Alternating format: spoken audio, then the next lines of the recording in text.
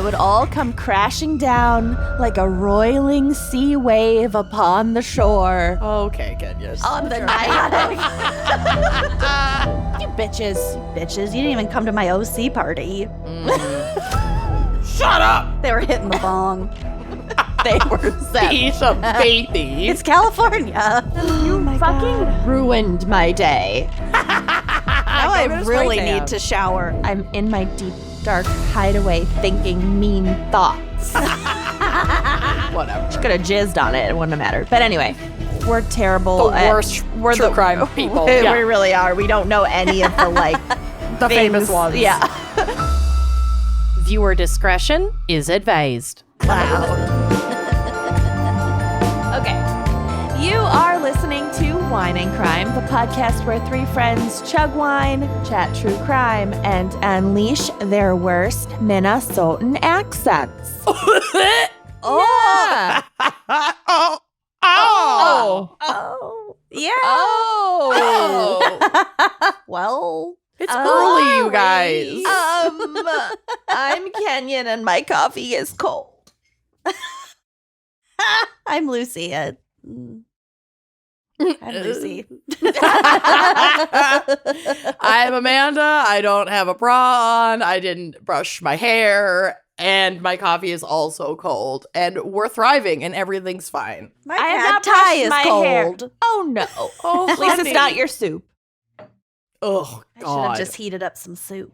I didn't Absolutely brush my fucking hair, not. but I did brush my teeth. I brushed my So- teeth too. I Calling did it a both. win. I Big took flex. a whole ass shower today. Wow. And I'm on week 4 of my night retainers, and my snag Yeah. is definitely receding. yeah. You have less of a lisp. Yeah, it's wild. It's noticeable. It's noticeable. I kind of Thank miss you. it though.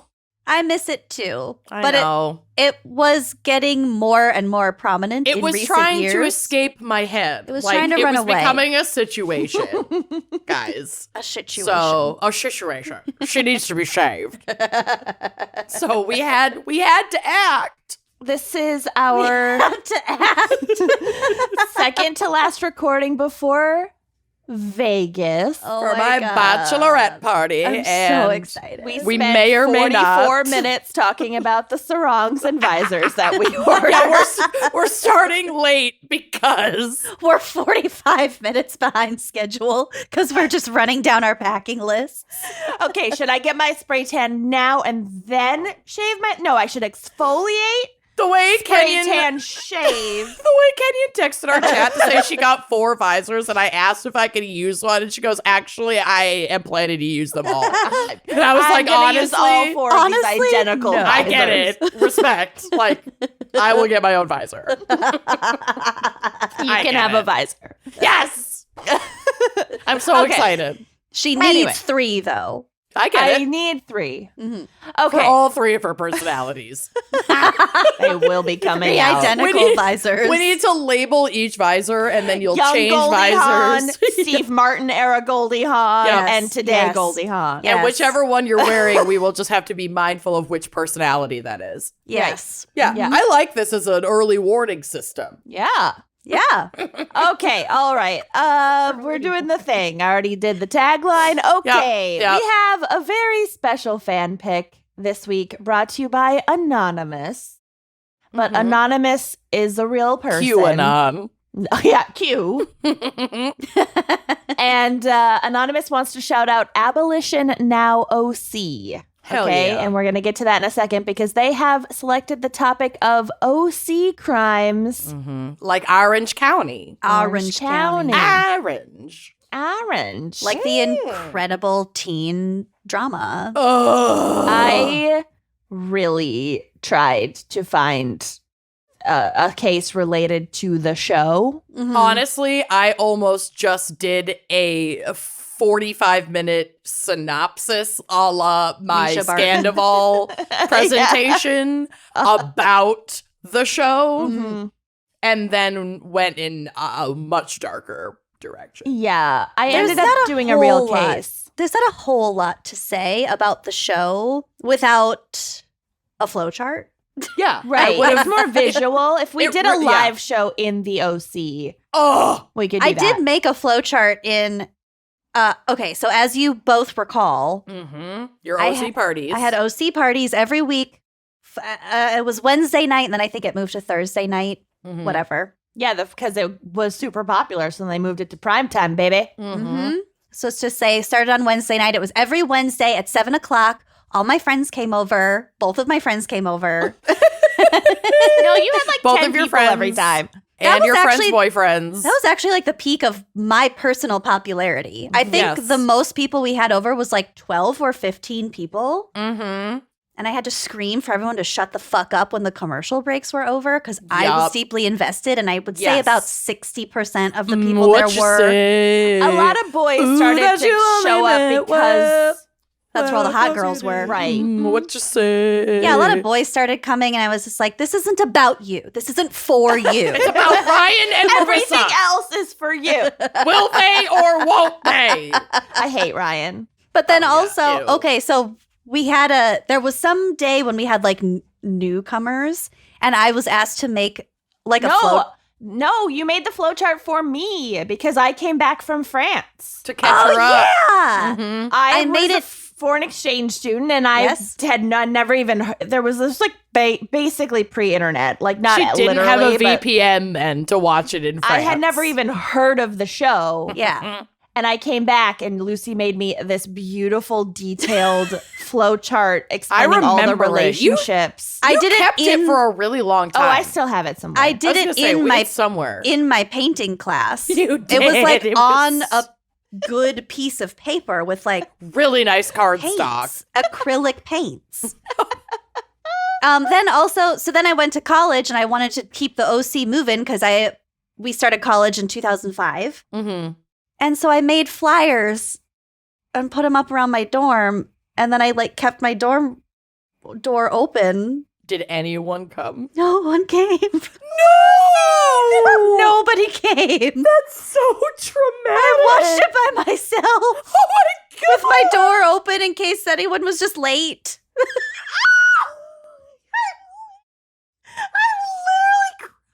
I know, I'm kind of crying too. That's so sad. My first semester of college was not great. Then you found your people, and then you were really happy. Oh, you found good I'm people. literally crying. You're so lonely. Well, it didn't help that I thought I made a friend. His name was Noah. Turns out he just wanted to like make out. I was like, you're disgusting. Betrayal. I invited him to my dorm room. I think he got excited about that, but we ended up watching Kids on VHS, and then Lucy. he stopped talking to me. Lucy.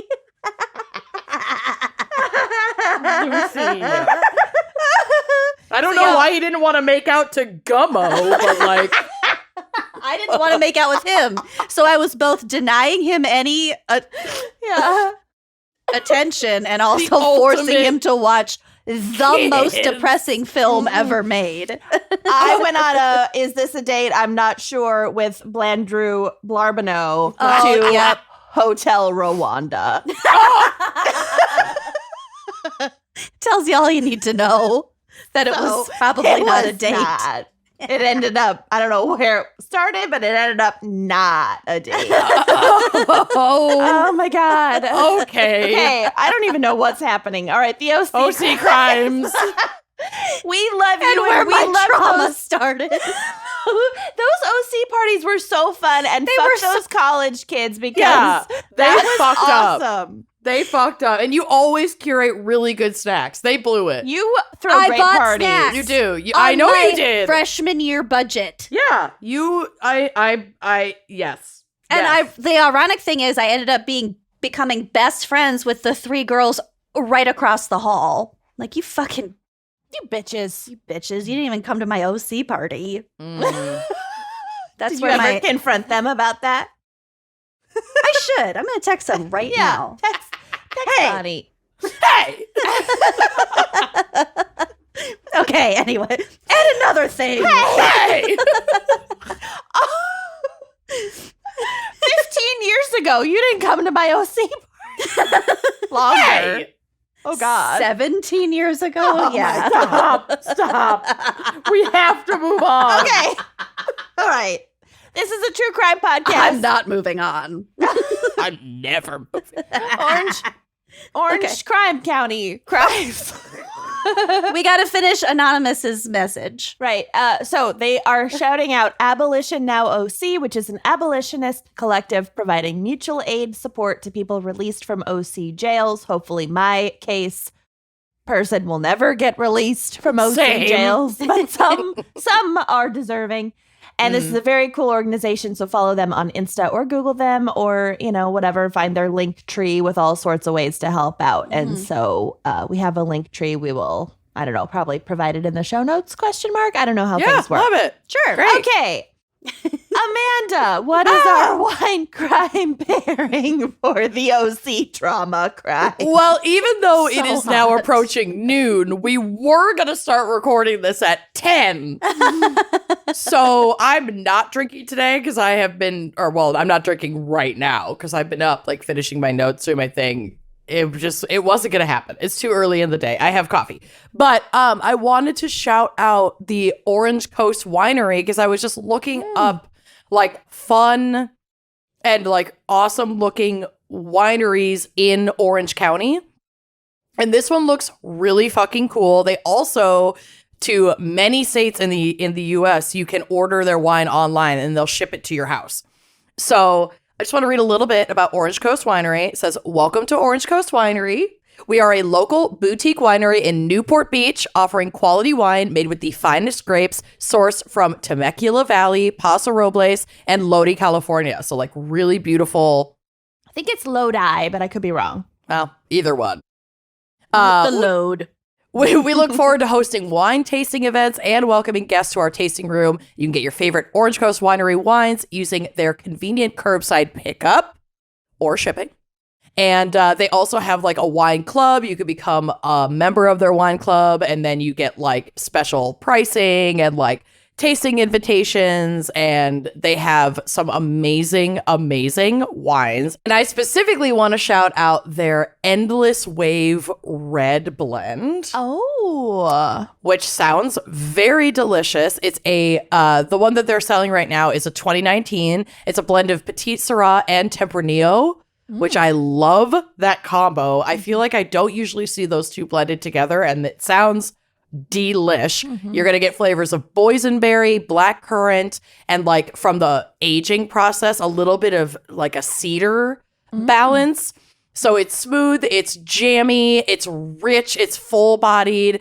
They say it pairs really well with, like, braised and barbecued meats. Oh, I'm so grilled hungry. vegetables, garlic, cheeses. Like, it sounds amazing. All of my favorite things. Okay. Seriously, this I'm is an so award. hungry. This is an award winner. It's a 64% Petite Syrah, 36% Tempranillo blend with an ABV of 13.3%. So she will get you a little toasty.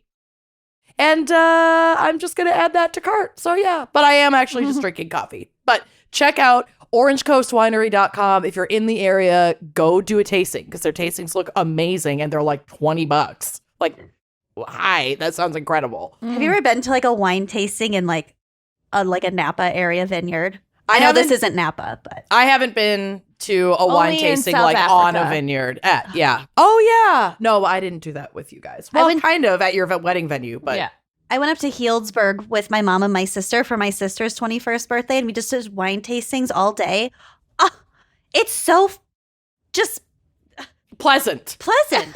I know. Fucking pleasant. It's so fucking One pleasant. of them was I a wine wanna and do that chocolate. so bad. One of them was a wine and chocolate pairing. Don't they have like a Napa wine train? Yeah. Where Oh, you yeah. like take a train through and Because stop you at don't all want to this- be driving around. I want to do that so badly. So badly. Well, Anyway. let's do it. Okay. Yes, orangecoastwinery.com. Cheers. Check them out. And here's my coffee. Cheers. Cheers! None of us are drinking booze today.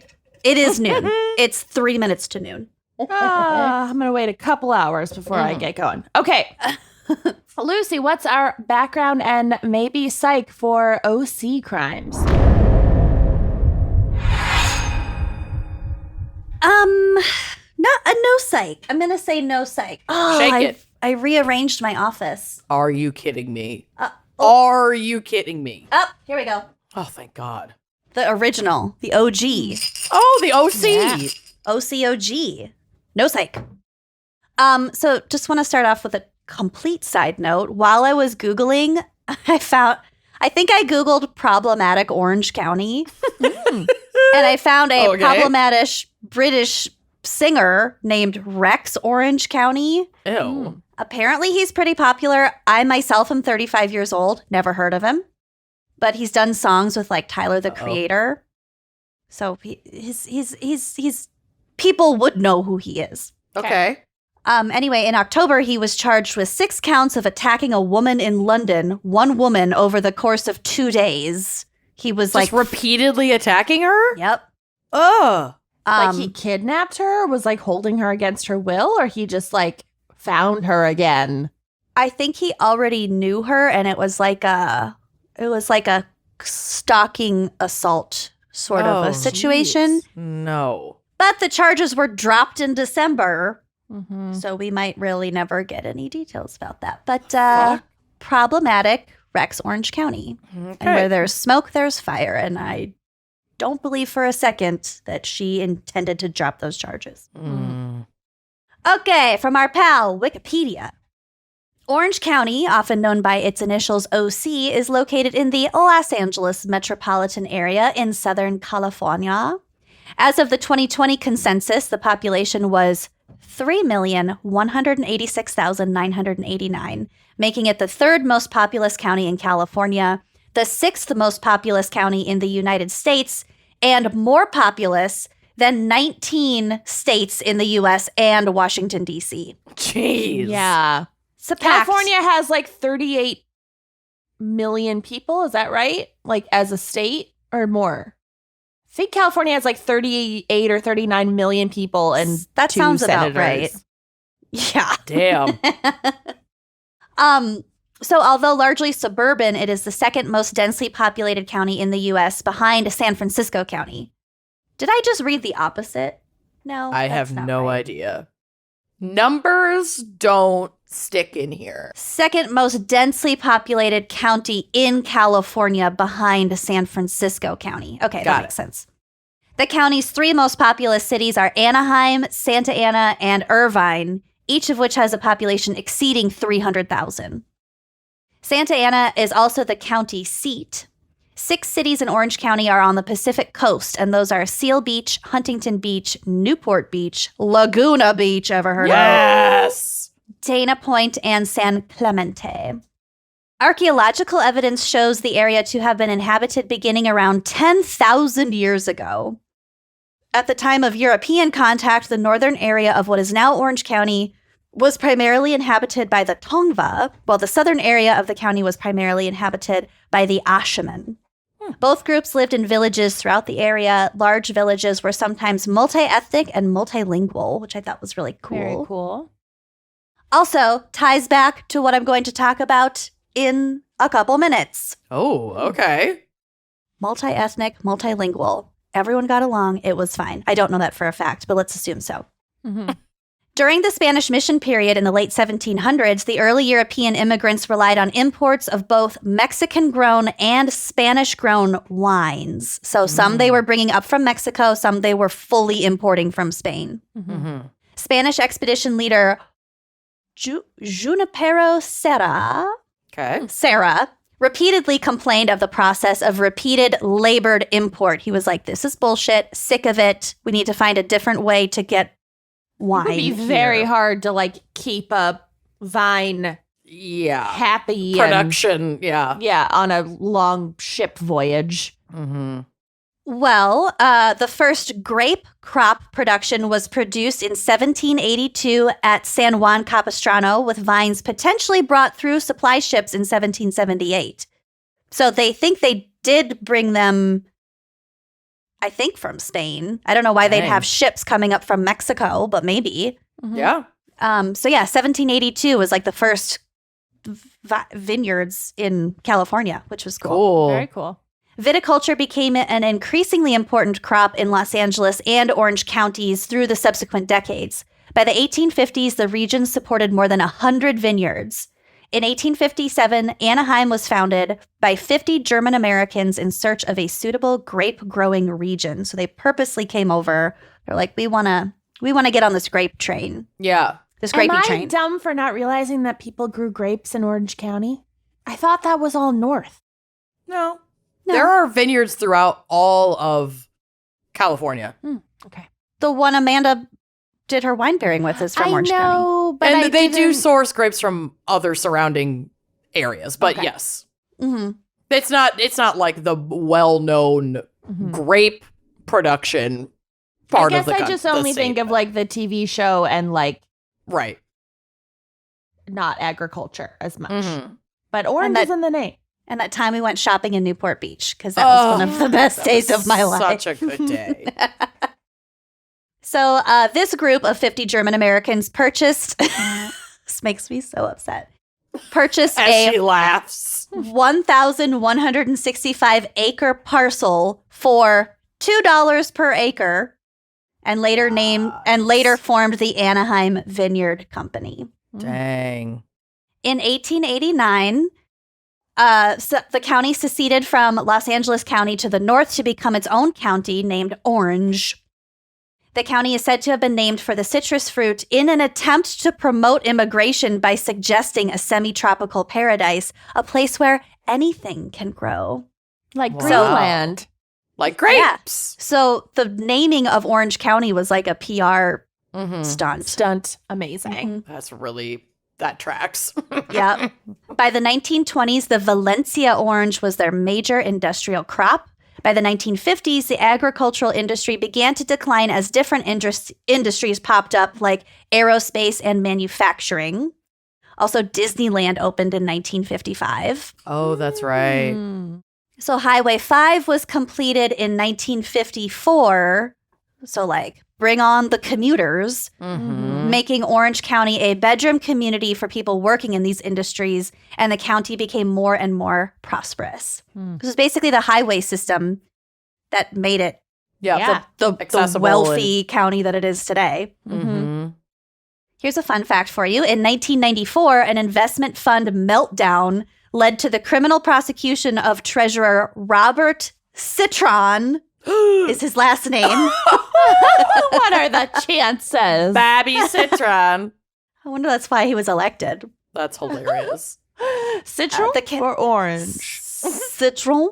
The county lost at least $1.5 billion through high-risk investments on bonds. On December 6, 1994, the county of Orange declared Chapter 9 bankruptcy, from which it emerged in June of 1996. Victorious. So they were in bankruptcy for a year and a half. Mhm. Still kind of a long time for a county to be in bankruptcy. Yeah.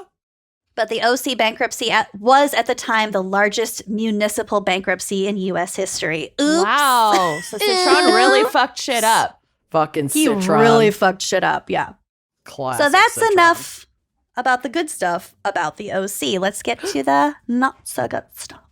Okay. School segregation between Mexican and white students in Orange County was widespread in the mid-1940s, with 80% of Mexican students attending 14 segregated schools. Wow. These schools, this is so fucked up. These schools taught Mexican children manual education, so oh like my God. Hard labor. gardening, boot making, blacksmithing, and carpentry for Mexican boys, and sewing and homemaking for the girls, while It's like, white it's great schools, to learn trades, but while If white you schools want taught to, actual right, yeah. academic preparation. exactly. Yeah. Exactly. Yeah, so the white schools taught normal educating children stuff. Mm-hmm. Racial segregation in California schools was officially outlawed in 1947 in the landmark Mendez versus Westminster case, but of course, racism remained and remains prevalent. I do have a photo of the sweet little baby girl. She's not really a baby, who was the Mendez side of this case, because her Oh. parents Her parents tried to enroll her and I think some of her siblings in the same school that some of her cousins went to because they wanted to be with their cousins. But the cousins they were still Mexican, but they had lighter skin. Oh, God. So they were allowed at the white school and these kids were denied. Mm-hmm. So that was what that case was about. Yep. So this is from The Guardian. Orange County is very conservative and historically has been very white. It helped launch Richard Nixon and Ronald Reagan, who called it the place, quote, where all the good Republicans go to die. It's a quote from Reagan. It led the state's crackdown on illegal immigration in the 1990s. A subgroup of neo-Nazi surfers acquired notoriety for putting swastikas on their surfboards. What a fucking... People are so fucking strange. Unhinged. These articles that I've read are, I mean, we'll get to it. It is bonkers. This county is bonkers. The Real Housewives of Orange County, as we're well aware of, has bolstered the impression of a white enclave. Yeah. In fact, over the past 2 decades, the county has become diverse to the point that white people are no longer a majority. So white people make up 44% of the population of the 3 million people who live in Orange County, with Latinos comprising 34% and Asians 18%. And white people are very pissed about this. Most white people live in large tracts of land that are at least 60%. Tracts of land. So most white people live in these areas that are at least 60% white. So white people stick with white people. And many of these areas are in the coastal cities like Newport Beach, Huntington Beach, Laguna Beach, and San Clemente, like I mentioned. It's like these areas are very white and they're on the coast, so they can afford to live there. The inland city of Santa Ana, in contrast, once predominantly white, is now 78% Latino. Economics explains much of this. As I mentioned, whites are wealthier and can afford pricey coastal real estate, and most Latinos cannot. But aside from economics, wouldn't you know, it's also fucking racism. Yeah. This article talks about a study conducted in 2010 by 2 white researchers. They intentionally chose white researchers to conduct this, who interviewed 40 white Orange County residents to find out their honest opinions about the diversity of their county. And here's a small sample. The respondents, quote, overwhelmingly characterized Latinos and African Americans as culturally deficient, problematic, and inferior. They used words like trash, third world, and gangy. Oh my God. So that was referencing Black people and Latino people. But Asians, in contrast, were deemed assimilated to white American norms and values. Quote, God, one respondent said, quote, the Asians come in and they're freaking motivated. Hispanics aren't.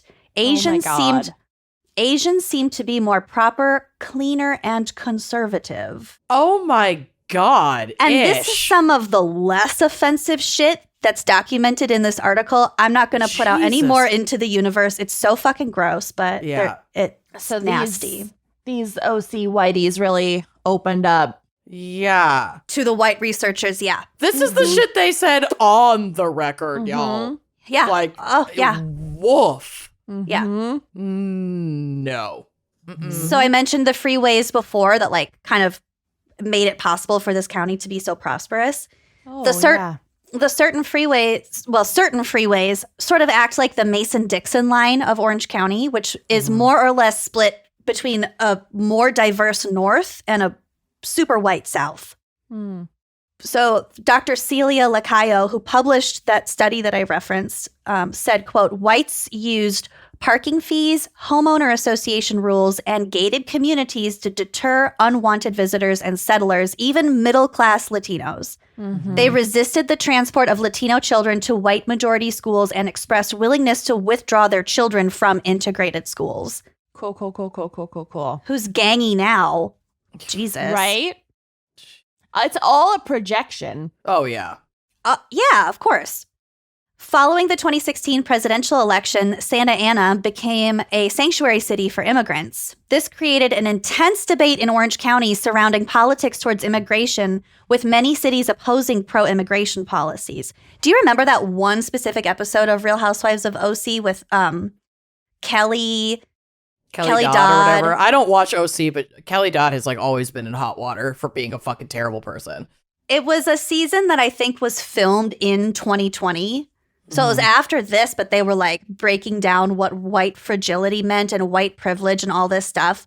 And half of them were just so blatantly fucking stupid about it. And some of them were like, I finally understand what white privilege is. It's just like, yikes. Good for you, honey. Yeah, congrats. Okay, intense debate. Also, the COVID-19 pandemic in Orange County disproportionately affected lower income and Latino residents. So there is some aspect of systemic racism there too. It's basically just a mini version of the U.S. Yes. It's just a microcosm of the U.S. But the fact that it's so small makes it's just way less subtle. Yeah. It's just, okay, from CNN. In December of 2022, Andrew Doe, a Republican member of the Orange County Board of Supervisors. A female deer. Teamed up with Ray, a drop of golden sun. Well, Doe, by the way, moved to the U.S. from Vietnam in the 1970s. And he himself experienced, quote, violent racism, extreme hostility, and physical assault on a regular basis growing up. So now he is a Republican. He's a member of the OC Board of Supervisors, which is an extremely powerful group. A lot of money and influence goes through this Board of Supervisors. So he put forth a resolution taking a stance similar to many other counties in California and around the nation, which was to declare racism as a public health crisis. The resolution was unanimously adopted by the board, but was met with contempt by some audience members in attendance, with at least one heard on video yelling an ethnic slur. Yeah. Yeah. It's not a public health crisis. The irony. God, so my fucking God. It gets worse, you guys. It gets worse. Of course it does. It always I'm not does. a racist. I just want to protect my right to yell ethnic slurs. Yeah, freedom of speech. Democrat Doug Chaffee, chairman of the board, co-sponsored Doe's resolution and outlined during the meeting why racism poses such an acute public health crisis. Quote, experiencing racism has been associated with increased risk for numerous mental and physical chronic health conditions like heart disease, cancer, asthma, stroke, Alzheimer's, diabetes, and suicide. These health disparities underscore the urgent need to address systemic racism as the root cause of racial and ethnic health inequities and a core element of public health efforts. According to a recent annual report by the Orange County Human Relations Commission, documented hate crimes and related incidents in the county were up 165% in 2021 compared to in 2015 or 2016. Well, That's what happens when the Republican Party normalizes hate and racism and all this stuff, and it starts to become acceptable behavior amongst like kind of smoother edged white Republicans. You know what I'm saying? And it's we also saw bolstered by legislation. By legislation, and we saw a huge increase in Asian hate crimes in the wake of the pandemic. And there was a lot. I mean, there's a very large Asian population throughout California. And we saw a lot of horrific things happening to the Asian community in California. And the Asian community is more accepted than Latinos and Black people in this county, too. So it's like... They're granted proximity to whiteness because they're not brown. It's fucked up. So this measure is more than symbolic. They have actual, real, solid plans to combat racism in Orange County.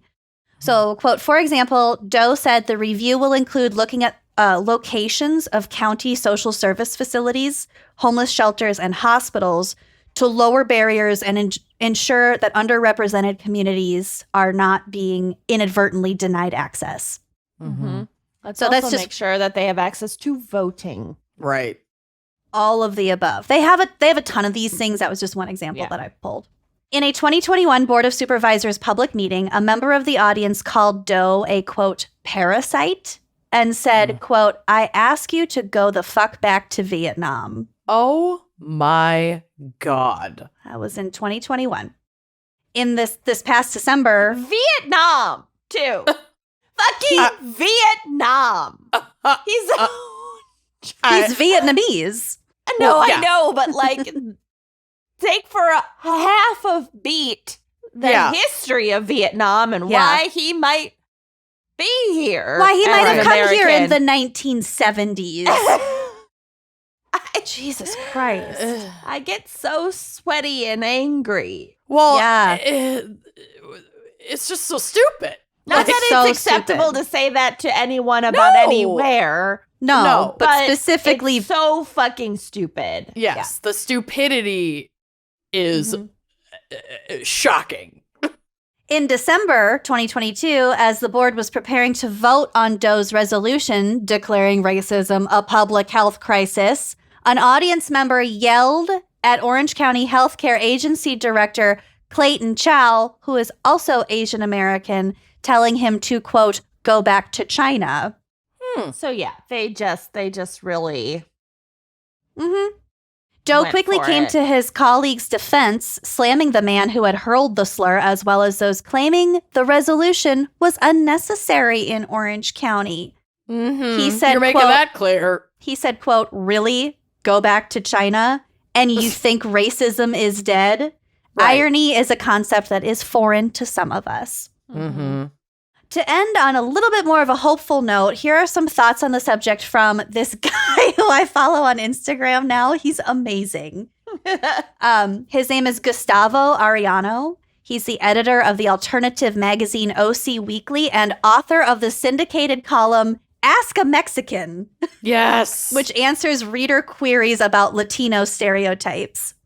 And I like that the Ask a Mexican has the upside down exclamation point and the That's cute. Ask a Mexican. He just has a really good attitude. He's really sweet. He has like 2 really old dogs. I like him a lot. So he thinks that the old, quote unquote, old Orange County is dying, giving way to millennials who were reared by Mexican maids and who eat Mexican food, according to him, which makes them half Mexican. Progressive artsy types who used to flee the Stepford Wives type vibe are now staying to create a new Orange County, he said. Quote, you have to fight the belly right in its beast, which I That's think funny. was kind of, yeah. So anyway, hopeful, but also Orange County is not the carefree surfer, there are no problems that is represented in, I don't know, the OC, the TV show, the Real Housewives, all that. It's got its fair share of issues. A lot of those issues go back to the 1970s and 1980s, and we will get to it in my case. Yeah, that was a dark time in the OC. Fantastic. Are we ready? No. All right. If you were a hitman in the mid 1980s, It was really mean to be on a beach. to be fair, though. I got sand in my toes, and then Arnold Schwarzenegger was there. My gun jammed. Okay.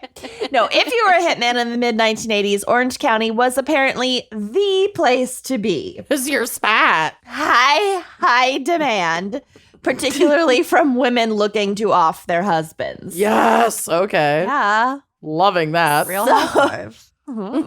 So in 1984 alone, OC police were stunned by 3 premeditated spousal murders within the same calendar year in the county. Only All three? of them women soliciting murders of their husbands. Honestly, seems low. Well, there were Kind fewer of. people there back then.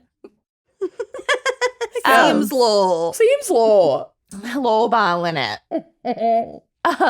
For context, a total of 57 women actually killed their husbands in the state of California that year, But the vast majority of those killings were during a fight or an argument or like self-defense in situations of intimate partner violence. So whatever. not premeditated homicide. Right. This is premeditated hiring a hitman. hitman to kill your husband in Orange County in 1984. I'm a Fuck fan. around and find out. Yeah. Mhm.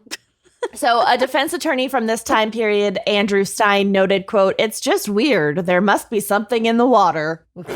It's fluoride. Take it out. And maybe that something was Dixie motherfucking Dyson. I What? love Dyson. So- Love my Dyson. Dixie Dyson, no relation to the vacuums, sadly. No relate. Did she suck? Oh my god. I'm gonna leave. I'm uninviting you from Vegas. She left her husband in the dust. I'm resting all of my happiness and hopes on Vegas. I know, me too. I would never take that away from us. Thank God. All right, Dixie Dyson has been described by many who knew her as a shy, retiring, even submissive woman. Oh. But apparently, no one knew the real Dixie at all. Ooh. Okay. She'd had a difficult childhood. She was adopted at a young age, but life in her adoptive family was described as a, quote, not very warm environment, Ooh, not whatever great. that means. Poor Dixie. So it's probably not Do surprising. we sympathize with Dixie? No. Oh dear. No. I have a feeling Dixie affs her husband. Yeah, I mean, it's not like great to have a bad childhood, but it doesn't Don't be a excuse murderer. her choices. God. So it's not surprising that she married and divorced and remarried and redivorced fairly young. She had 2 sons, Robert and Billy, with one husband, and a daughter, Lisa, with another husband by the time she was 30. But then her second marriage fell apart, and I think maybe both ex-husbands retained custody of the kids for whatever. Full maybe custody? Okay. She had not like full custody, like she had not visitation, but like I think Partial it was more custody, of like like 50% maybe. I don't know if it was 50% because with the boys at least she had them in the summers. Okay. I think it might have just been like a financial thing where like she couldn't afford to Mm-hmm.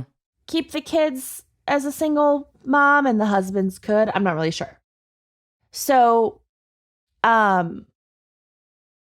the boys moved to Central California and they visited her in Orange County on summer vacation. Okay. As a newly single woman, Dixie led a pretty quiet middle-class life working as a data entry clerk until she met Mel Dyson. Gibson. Dyson. Does he suck? He sucks. Yes. Okay, great. Very Mel much. Gibson does. I needed my Like- joke to land. A lot.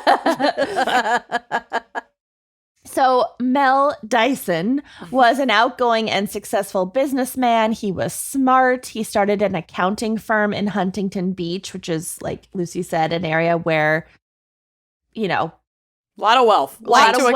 account. Rich white. the rich white people, it was kind of like building at this time. Like a lot of people were flocking there at this time. Mm-hmm. To like get rich or flaunt their money that they had, like new money, and also just like have fun and have a stake in this new community in the OC. It's on the beach. Yeah, it's on Where's the beach? It was called Surf City, USA. People were there to have a good time. Mm-hmm. All right. So Mel was just starting out in his career, but with the help of his family's connections, he managed to build up an impressive client list. Not technically wealthy yet himself, he still did pretty well managing the money of truly wealthy people. So he's in his early Prime. 20s, Oh. but he's started his own company and he's got lots of clients. And so he's making like a good income. Mm-hmm. It was And the his- 80s. Yeah. Yeah, exactly. Imagine being able to do that now. Probably get a house in Orange County for what I got my 3-bedroom house in fucking Minneapolis for. On a marsh. Yeah. Yeah. My sinking house. Aw. She's not sinking anymore. She's And my doing sump great. pump works. Not the basement's bone dry. Good. Give her that.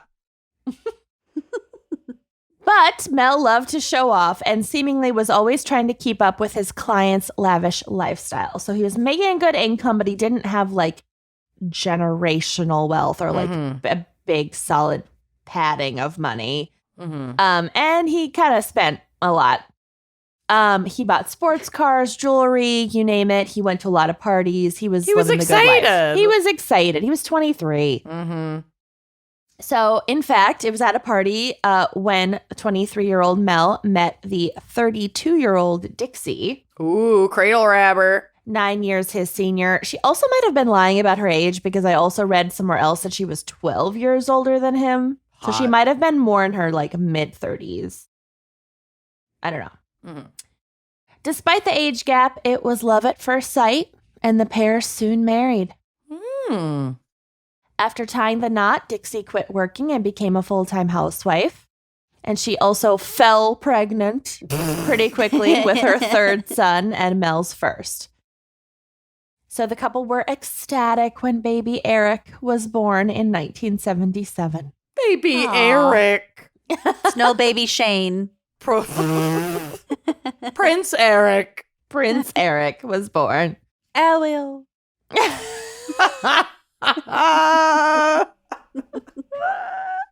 But again, something was in the water in Orange County, and It's all the fluoride.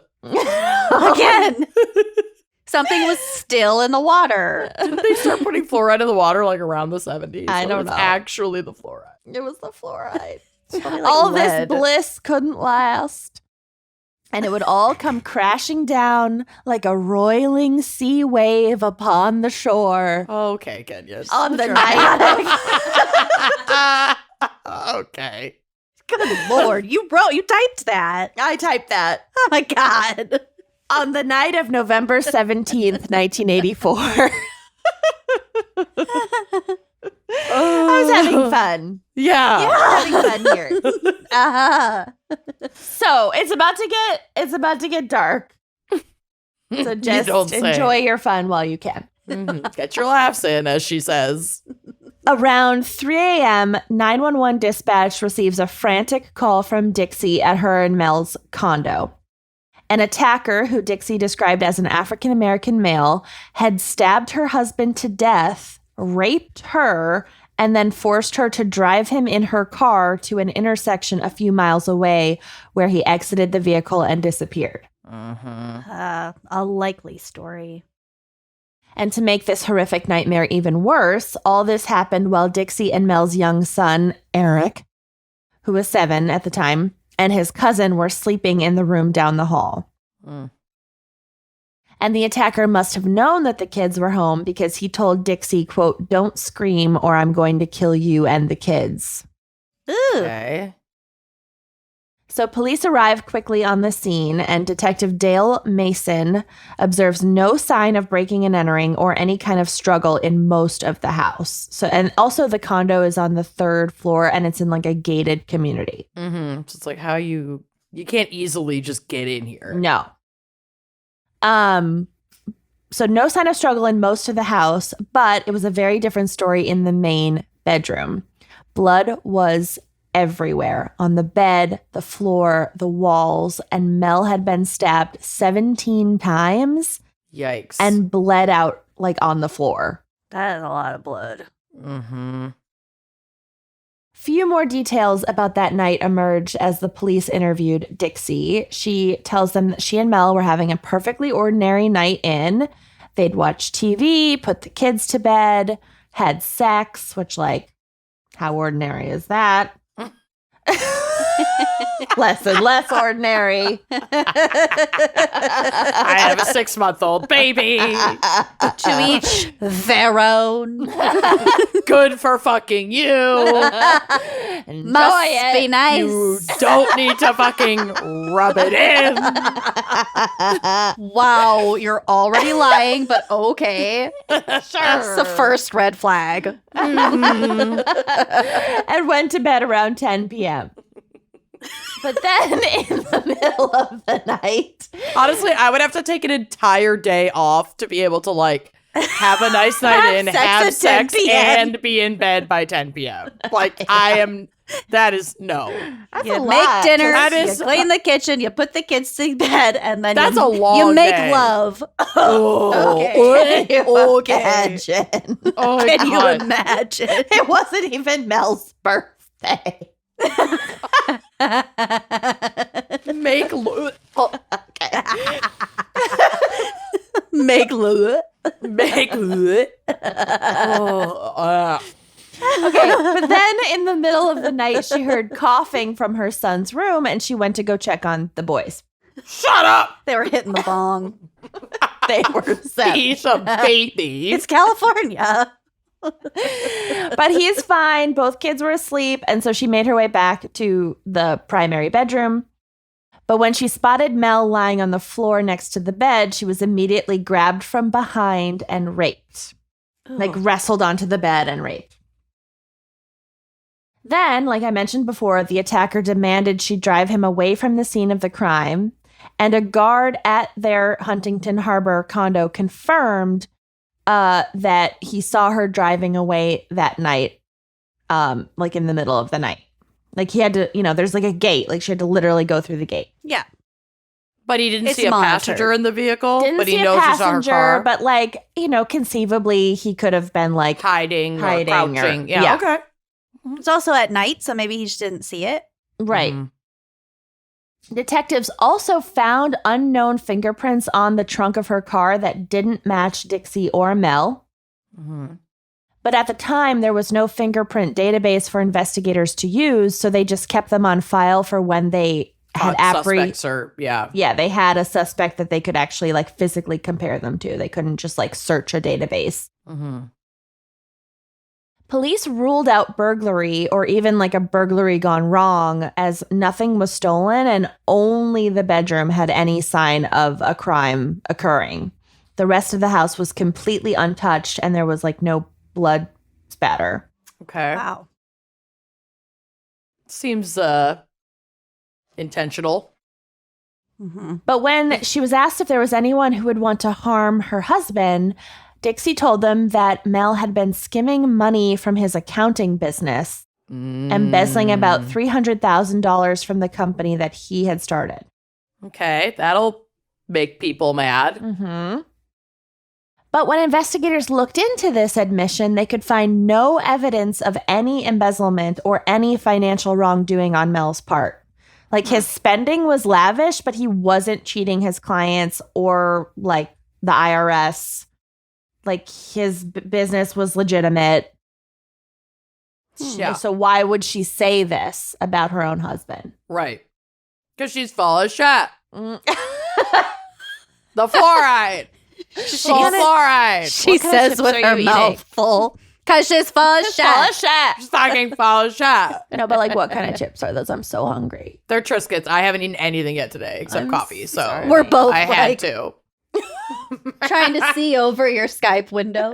Well, hurry Show up us and the finish your Triscuit. segment so that you can get a snack during my Where'd you get those triangle ones? Mine are square. They're the thin crisps. Oh. Ooh. Hashtag not an ad. Okay. Definitely not an ad. But also hit us up, Triscuit. Yeah. We'll rep you, Triscuits. Okay. Absolutely, we will. All right. So Detective Mason is starting to grow more curious about Dixie's story. And for one thing, he felt that her demeanor was off.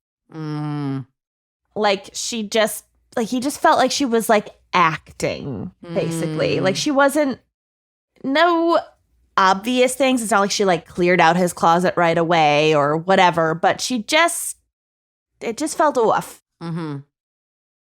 It was also strange that no blood was anywhere else in the house. So conceivably, like if someone was stabbed as many times as Mel was with as much blood loss as he had in the bedroom, then the assailant would likely be covered in blood. Yeah. So why wasn't there a trail of blood from outside the bedroom to whatever exit was used or in Dixie's car? Mm-hmm. So then, about a week after the attack, investigators discovered a receipt from a pharmacy that was at the same intersection that Dixie claimed she was forced to drop off the assailant. Uh-oh. She just went to CVS. And from the same She day wanted a and snack. from the She same wanted time. a sneaky snack. She wanted Triscuit Thin Crisps. She was wanted out getting a her thin cheeky crisp. snack. Maybe a Squishmallow if she saw one that she needed. Yeah, she'd just been through a lot, murdering her husband. Yeah. So now detectives turned their focus to looking at Dixie. And they're trying to see if they can uncover any reasons why she might have had for wanting her husband dead. Other than they had The sex every normal night, reasons. apparently. Yeah. Other than their She just great wanted a fucking break. love-making Other than marriage. she was over it. I feel like any wife would have at least a couple legitimate reasons for wanting their husband dead. Yeah. So, of course, they quickly find out that there is a $100,000 life insurance policy on Mel with Dixie as the beneficiary. But, like, they're married and they have a kid and he's making good money. So, like, that isn't surprising. No, he's so much more valuable also Yeah. alive than that Right. $100,000 Yeah, policy. really. Like, Yeah. that's chump change. Right, right. Mhm. But when police interviewed Dixie's mother-in-law, an entirely different potential motive surfaced. Oh my God, it's always the mother-in-law. Mel's mother, Dolly, told investigators that she'd been suspicious of her daughter-in-law ever since Dixie had suggested a plumber to her who turned out to be Dixie's boyfriend. No. Dixie. Good Lord. Also, I on. love I got a great plumber. I I'm love also Dixie and Molly. fucking Dixie him. and Dolly. Yeah, they'll really clean out your He pipes. plums. He plums. He plums deep. He plums the depths. You won't be backed up anymore. What? Yuck. He'll get everything. Every inch. Everything. And you should see his crack. Okay.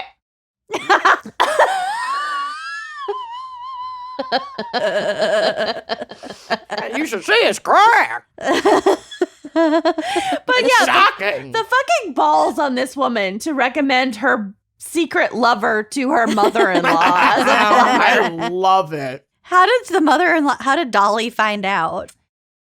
I don't Well- think Dixie covered her tracks real Yeah, well. Dixie's just not that bright. She also had her lover like babysit Eric sometime. Like What? it just was not.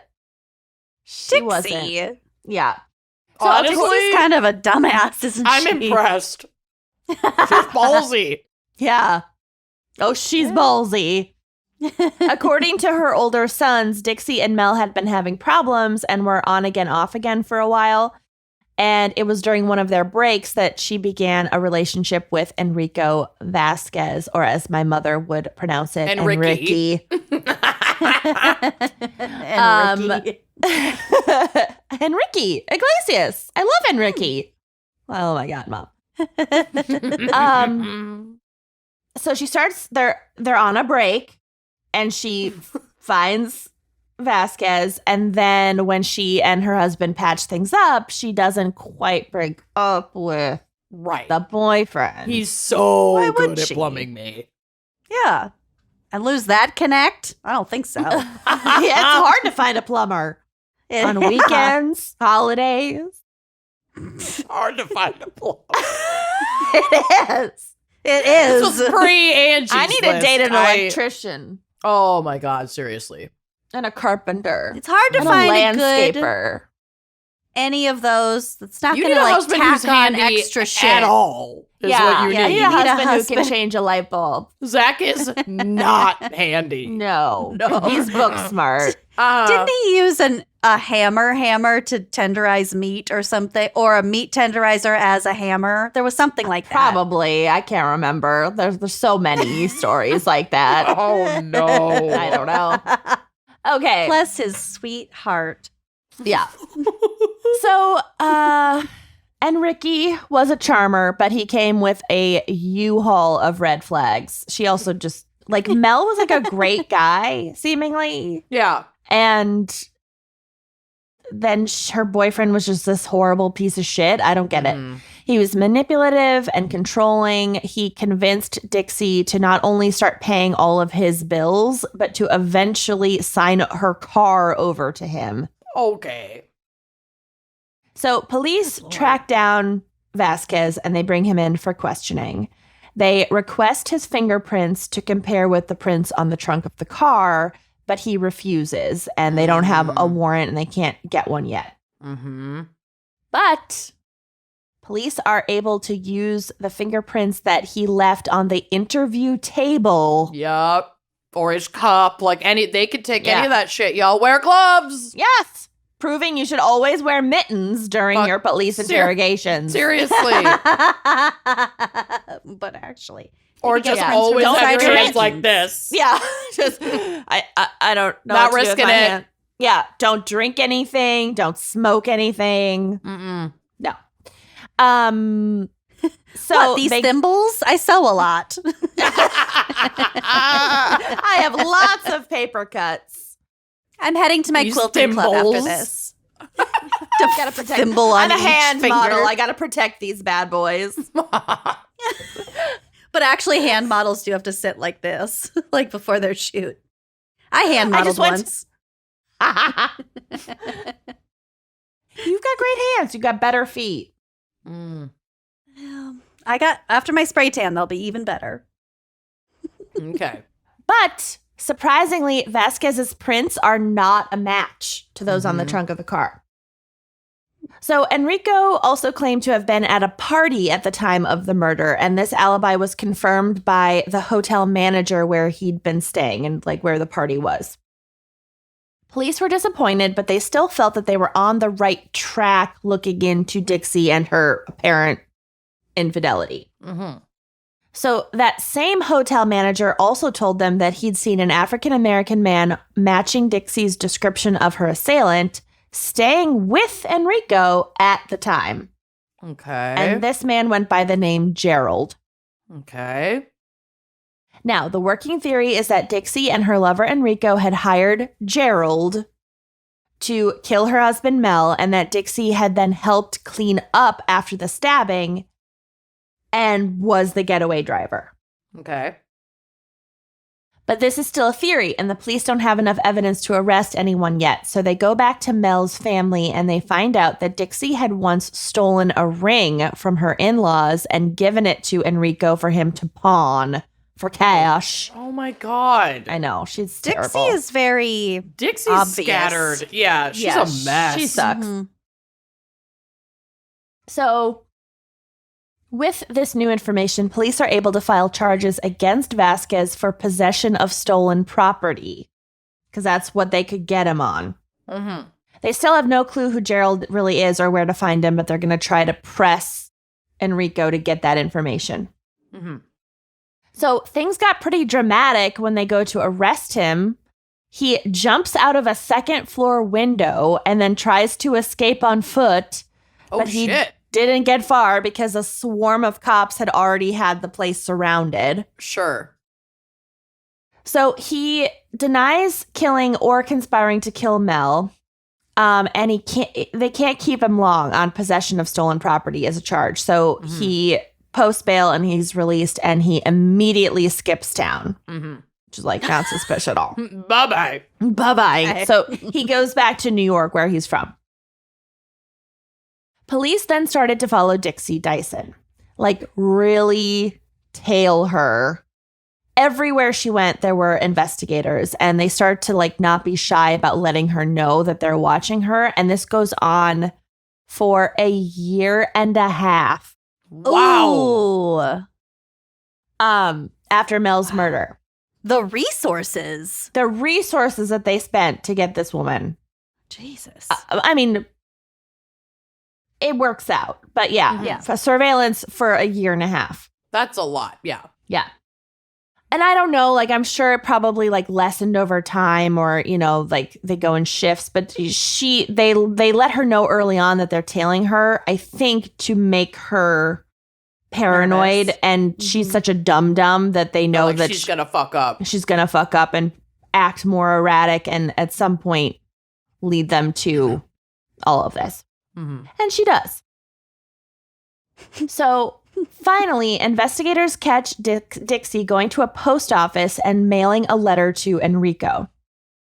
They swoop in and they are permitted to view the envelope and who it is addressed to. But they can't open it. But they couldn't get a warrant in time to open it before it has to be mailed. Like, legally, it has to be sent.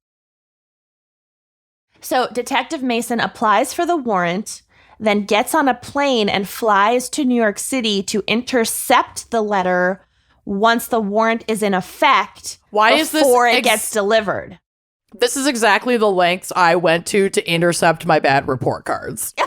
Oh, yeah. Like, I 1,000%. absolutely have done. This is the move. Yes. Yeah. Before my parents get home, I have to get the mail. Get a judge I have to to sign fly a to New warrant York. to Yep. intercept at the post office. Yeah. Correct.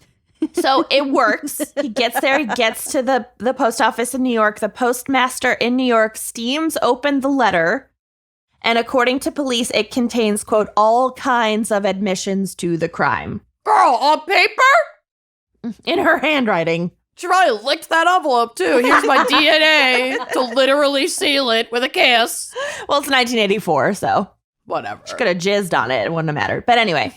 Here are my fingerprints for you. Probably did jizz on it. Here are my fingerprints. Here's a hair that I plucked from my head. Ew. With the bulb. With the bulb. Oh, with bulb. All right. So in the letter, she says, quote, isn't there anyone you know that can help me? Don't you have any connections with the mob or loan sharks or anyone? Come on, Dixie. Loan sharks. I just can't take any more of this mental and emotional pressure, knowing they're out there, that they still want me. It's never going to end for me as long as they know where I am. Please, please, please help me. I need you now more than ever. Find 3 people to loan you $5,000. Oh, okay. Start an MLM. Take care and don't get careless. They're still out there. Cool. So ironic that she ends like that. Yep. Because she got God. Yeah. Okay. Letter alone was so fucking careless. Because So she got careless. they let it get delivered to Enrico, and then I think they arrest him, Mm-hmm. and then she gets wind of it and makes a run for it to Mexico. Okay. So police need to somehow persuade Dixie to come back to the U.S. voluntarily so they can arrest her. So they decide to unfreeze the life insurance payout and to get Mel's mother, Dolly, to convince her daughter-in-law, who she fucking hates, to come back to claim the money. Oh. Okay? That makes Yep. sense? Okay. Mm-hmm. They're laying a trap. They're laying a trap. And it works. So she could have been in the clear. She was in Mexico. Mm-hmm. She returns for that $100,000. And Dolly's a dingus. No, Dolly's great. Dixie's a dingus. Dixie's a dingus. Dixie's a dingus. Yeah. She returns. She's promptly arrested. So prosecutors offer her a reduced sentence if she turns in her co-conspirators. And boy, howdy, does she go for it. Because they don't actually have anything tying Enrico to the plot.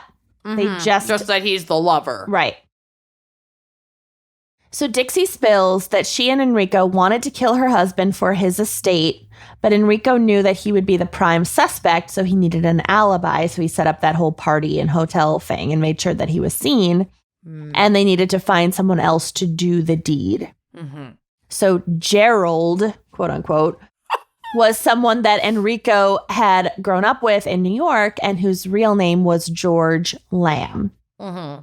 So the lovers had offered Lamb $10,000 of the life insurance payout for this murder, which is like not that much money. No. No. I just don't get it, y'all. I think the life insurance was just kind of like a bonus because like he had an estate, like he owned Right. the condo, blah, blah, blah. She just wanted the business. Like, Yeah. she could liquidate all these Right, assets. And, right. Yeah. So she could have afforded to So pay on- him much more. Yeah.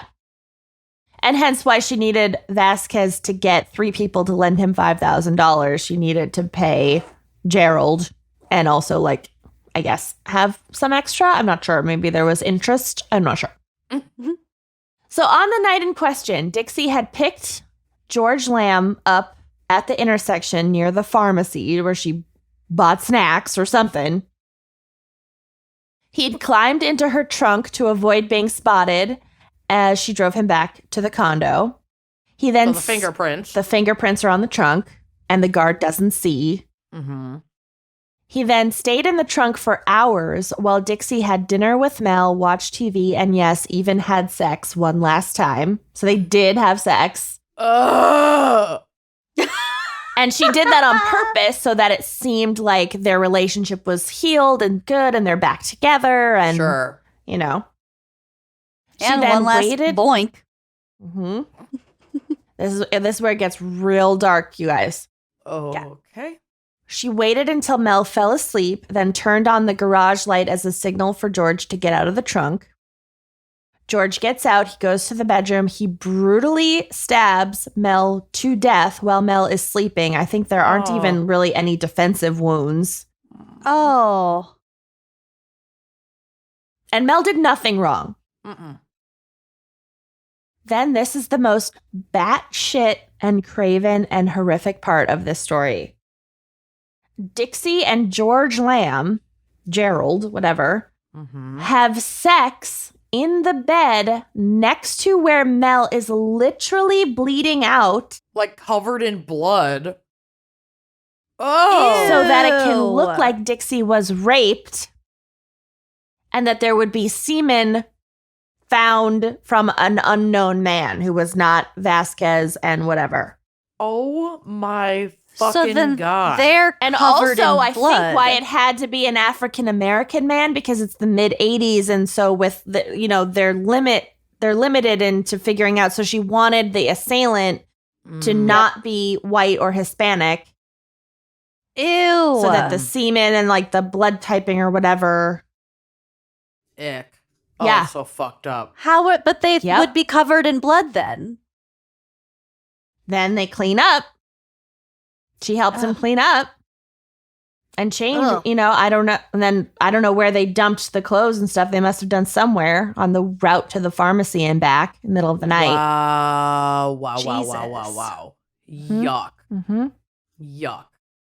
So Enrico Vasquez and George Lamb were arrested and each sentenced to 25 years to life for murder and conspiracy to commit murder. Dixie Dyson was also convicted of first-degree murder in 1988, but because of her plea deal was sentenced to 15 years to life in prison.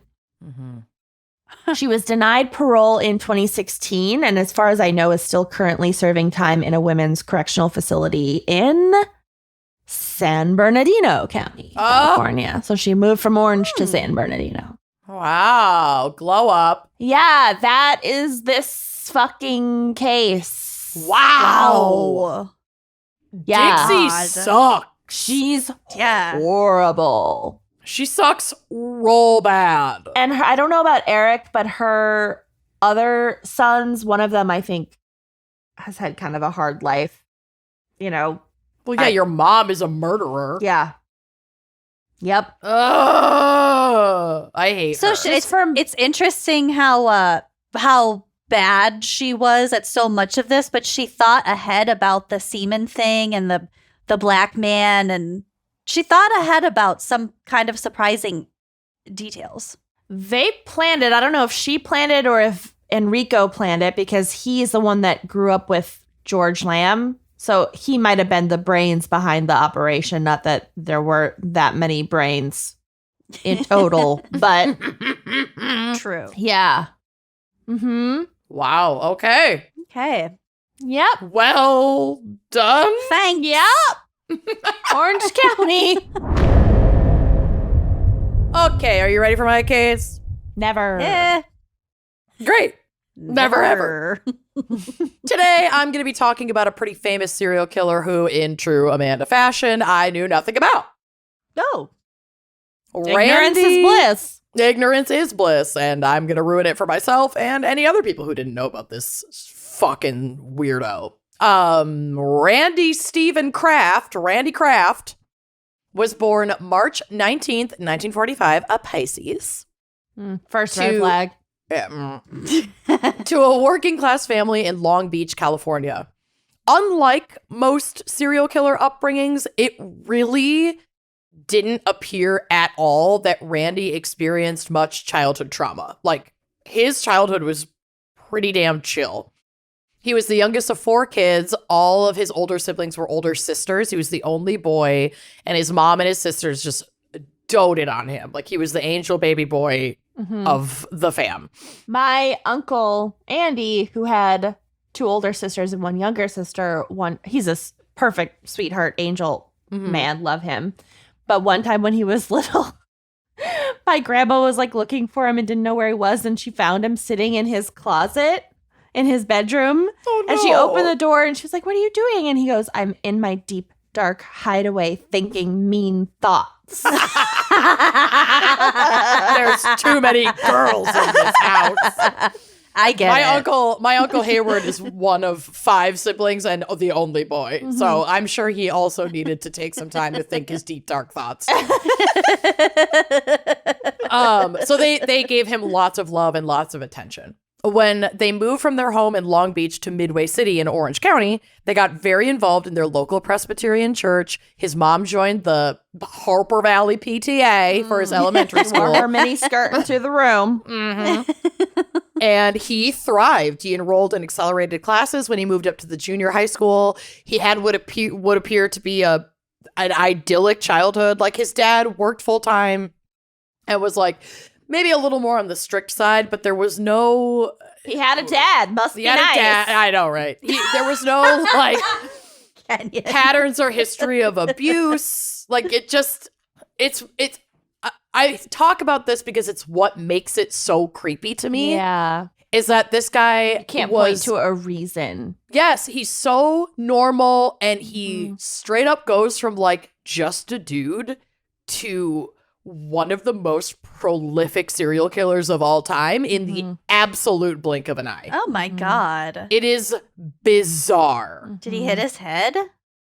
No, there's nothing reported that would show any kind of event that changes his entire...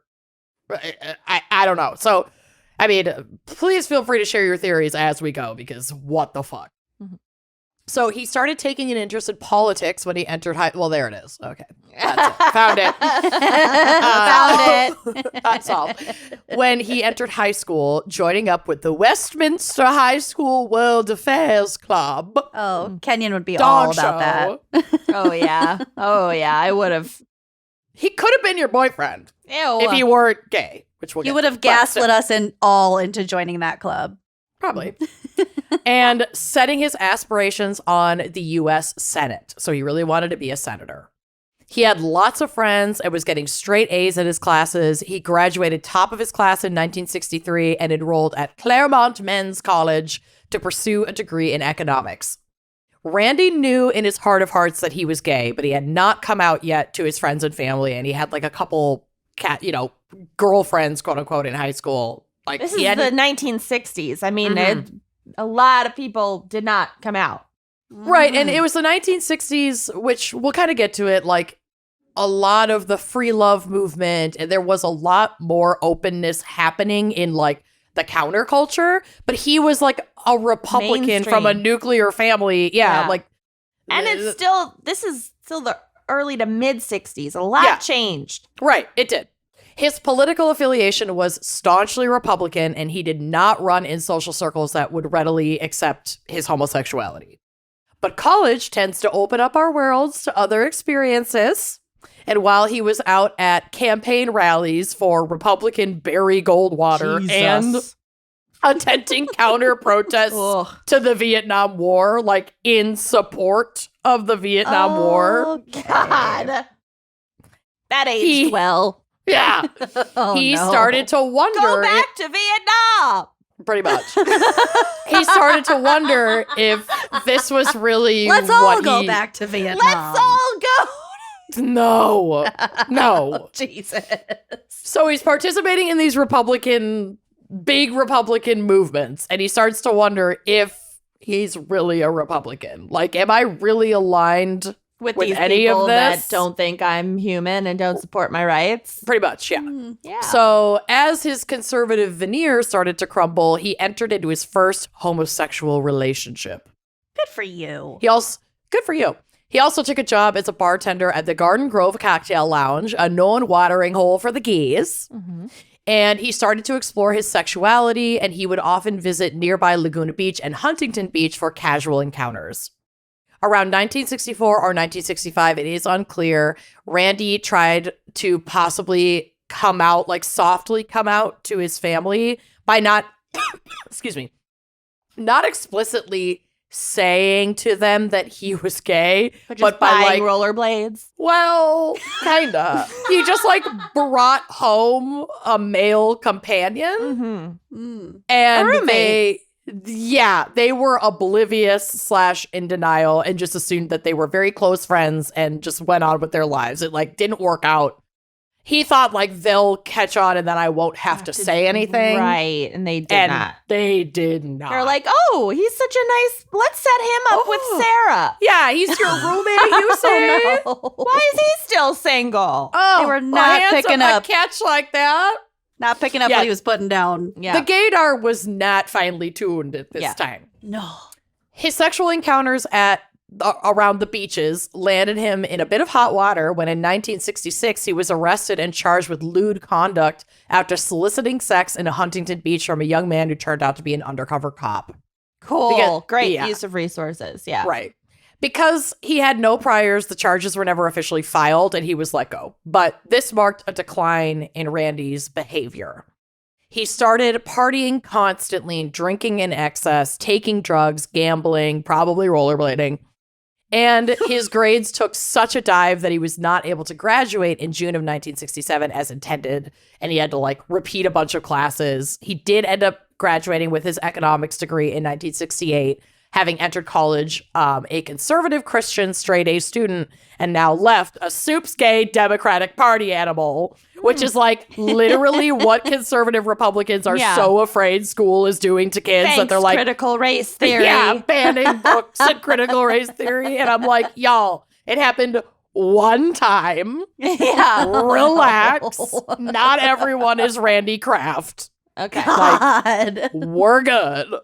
Sorry he entered a Republican and left a gay Democratic serial killer. I don't know what to tell you, but that's not the norm. You win some, you lose some. Yeah, sorry about it. I don't know what to tell you. Y'all can have him back. We don't need him. Yeah. He's all yours, babes. So after college, Randy joined the Air Force and he did quite well, working his way up to Airman First Class in 1968. Riding the high of independence and success, Randy felt it was time to finally tell his family the truth about his sexuality. His mother and sisters were fairly accepting of this news, but his father kind of lost his shit.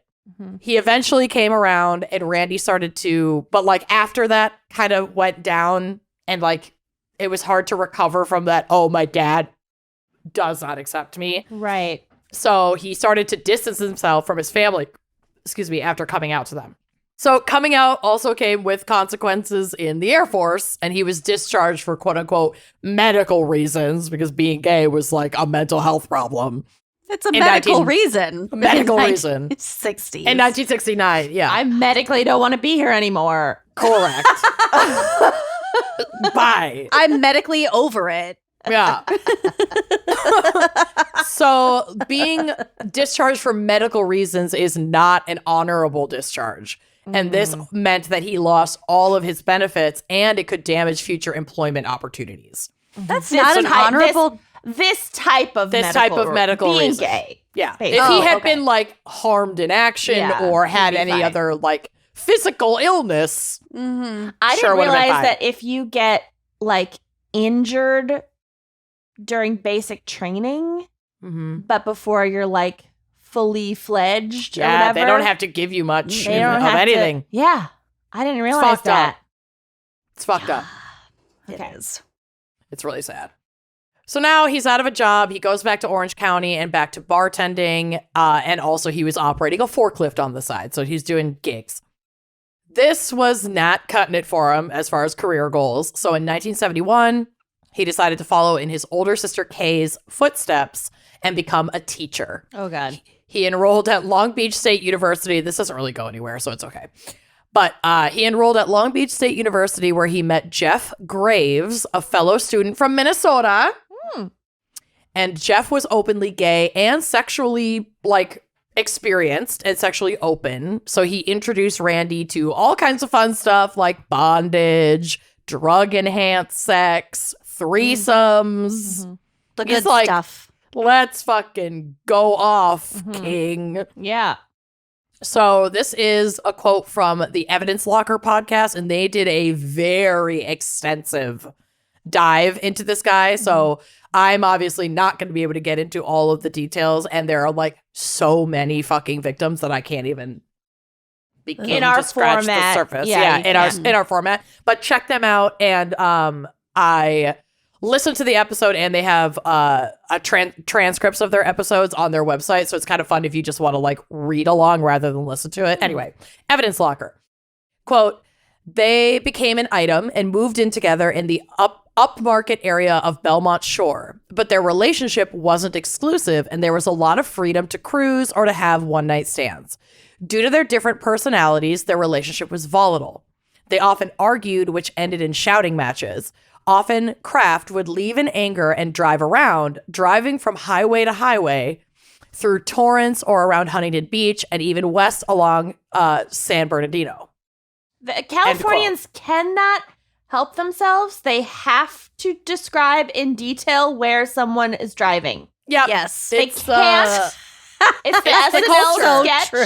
the Californians. They can't. What? But like, is that are you gonna take impulse? the 5 or like don't the know. 6? I mean, if I lived out there and in such a big place with so many roads with so much traffic, that's probably like the foundational Yeah, I guess. culture. but it's That's the so unifying funny. culture. It's very They weird. And cannot- funny. It help is it. probably about the traffic because then people can judge. Wasn't there Yep. a Curb Your Enthusiasm about this? Oh yeah. People Oh, judge yeah. you Any based on the secret route route. that you're taking. Very real. Yeah. So what folks didn't know was that on these long drives to blow off steam, Randy was picking up young men, sexually assaulting them, and murdering them. God. Okay. So Just from to Wikipedia, blow off steam after his argument with his boyfriend. I fucking guess. Wow. I don't know. And like, I don't know. Like, I don't have a pattern to lay out for you Mhm. of behavior escalating to this point. I'm certain it was happening and maybe it just wasn't documented, but like, there isn't a documented history of violence. It's just so That's- murky. And then Oh, that's suddenly creepy. he's driving around in the night, picking up like hitchhikers and sex workers and doing really fucked up shit And murdering them. and murdering them. Wow. That is Uh, really fucking creepy. It's that it could fucking creepy. Just start out of nowhere. Yeah. Yeah. So this gives you kind of a really fucked up rundown of kind of what his MO was. So from Wikipedia, quote, Kraft's victims were typically lured into his vehicle with an offer of like a lift or alcohol or drugs. I mean, it's the 60s. Once in his vehicle, the victims would be plied with alcohol and or other drugs. They were then bound, tortured, and sexually abused before they were killed, usually by either strangulation, asphyxiation, or bludgeoning. However, some victims had also ingested lethal doses of pharmaceuticals, and that was their cause of death. At least one victim was stabbed to death. So he's all over the place, really. He's kind of all over the place. And the victims would then be discarded, usually, though not exclusively, alongside or close to various freeways in Southern California. Many of the victims were burned with the car cigarette lighter, Oh my God. usually around the genitals, chest, and face. And several were found with extensive blunt force traumas to the face and head. Oh my God. In several instances, foreign objects were found inserted into the victims' rectums, while other victims had suffered emasculation or mutilation and dismemberment. Like he would castrate So super or fucking sadistic. very sadistic, very sexually And sexual, motivated. Yeah. Power, very sadistic. control. Yes. Weird. And really violent, which is why his like loving upbringing and like no trace And of, he's in a serious long-term relationship. yeah, I mean, He lives with his partner. It's got Yeah. it's got major like self-hatred, self-loathing vibes. Little Oh, BTK. for sure. vibes. Yes, yes, super BTK, like this unassuming guy. Yeah. Mhm. And there's pictures of him on the drive, like he just looks like just some dude.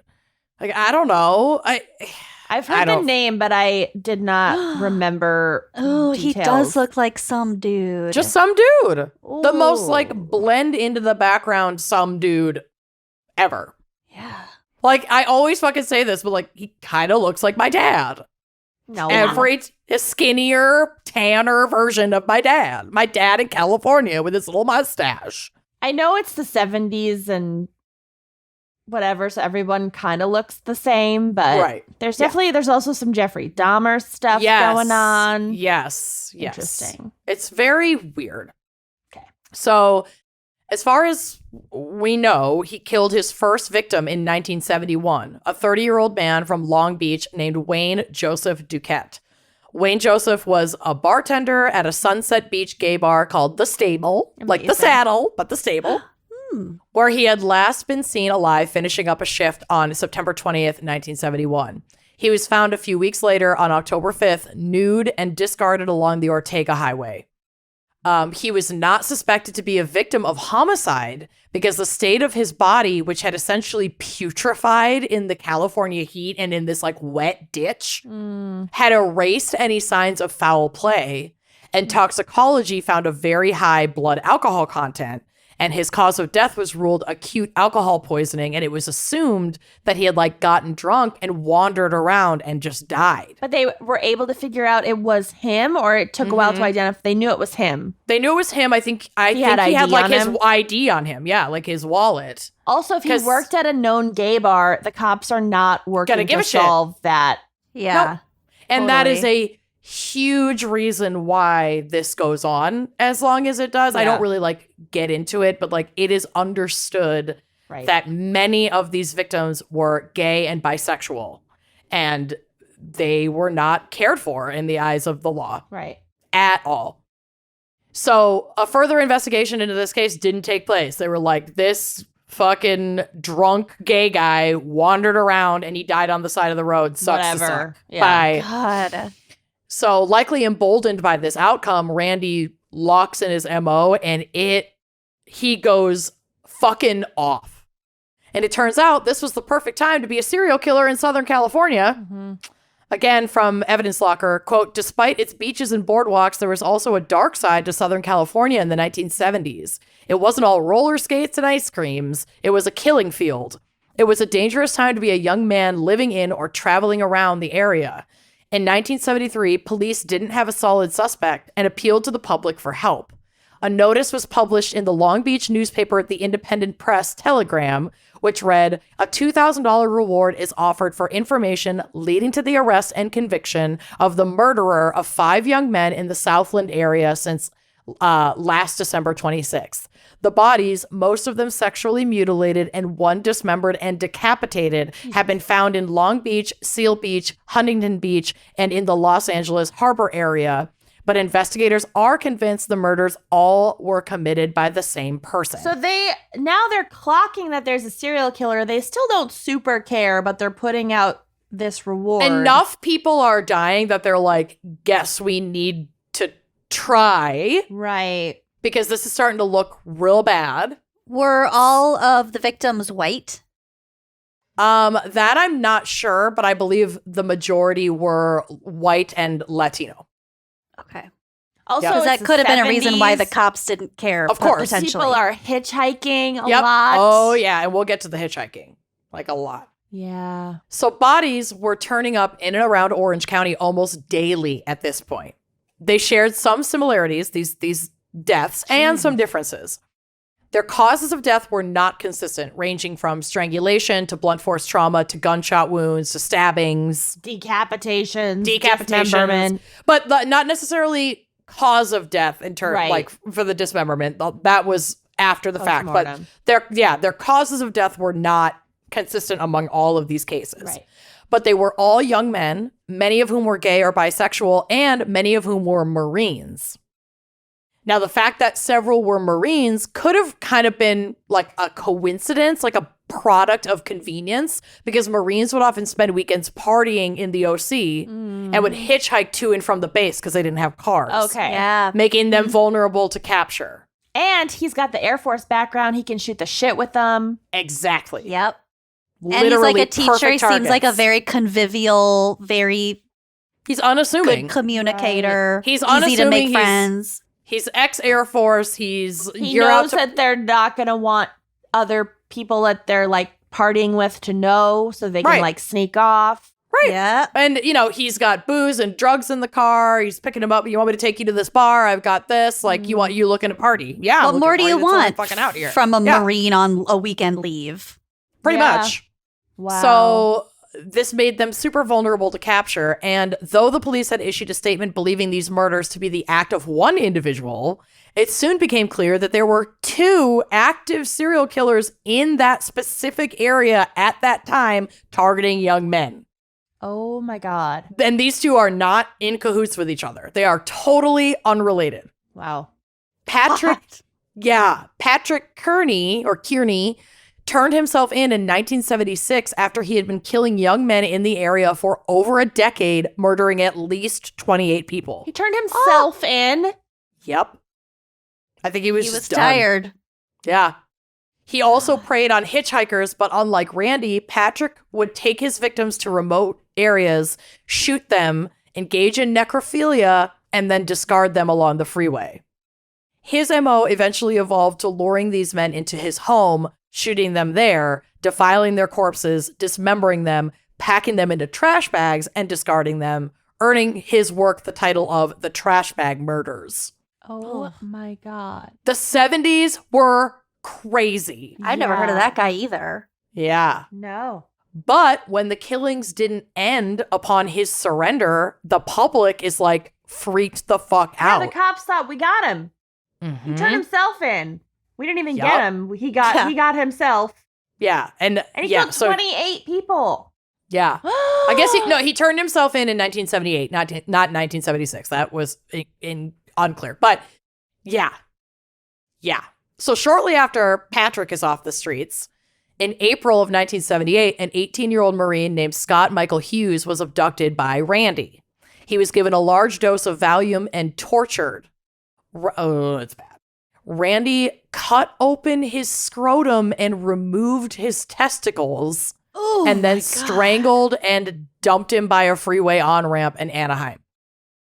2 months later, 23-year-old Roland Young was found by next to a freeway in San Diego. Barely a week after that, 20-year-old Marine Richard Keith was found near Moulton Parkway. Another 3 weeks after that, 23-year-old Keith Klingbeil is found discarded along Interstate 5. Keith was found alive, but succumbed to his injuries in the hospital a few days later. Oh my God. And his left nipple had been seared off with a car cigarette lighter.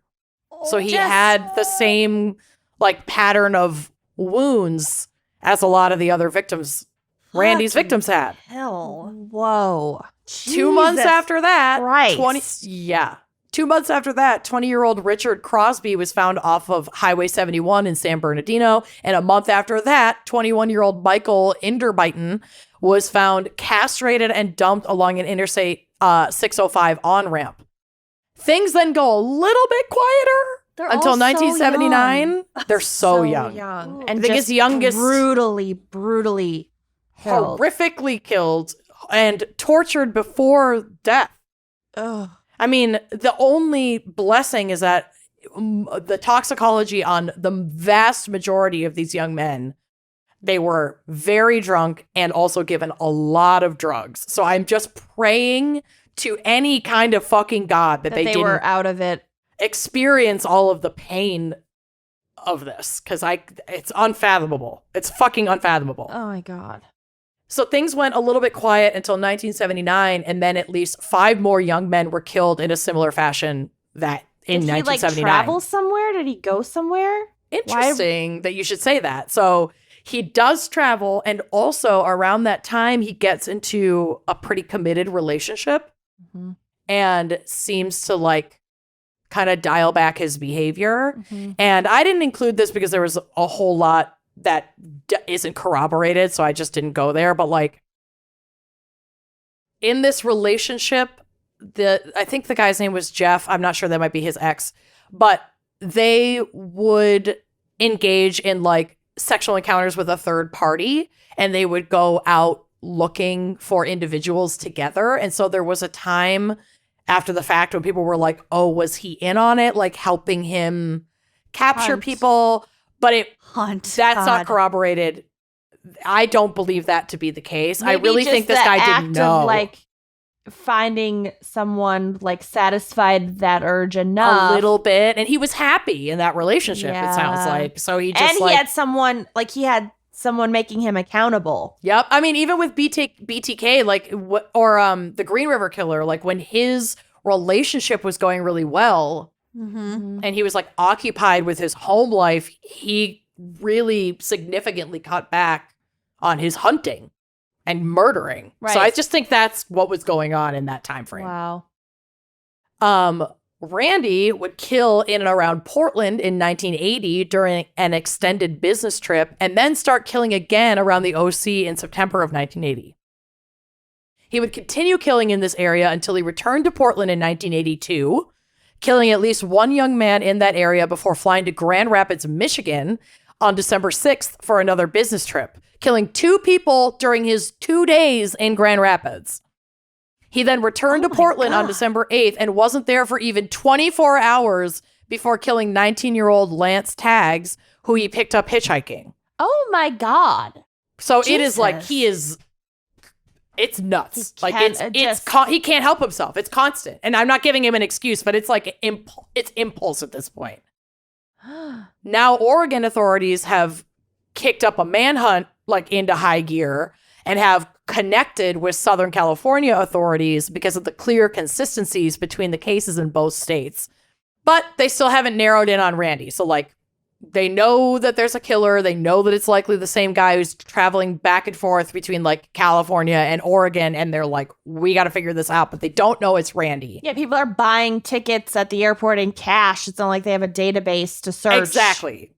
Who's flying. Exactly. It's they do not have a robust database to track his movements. Enhance.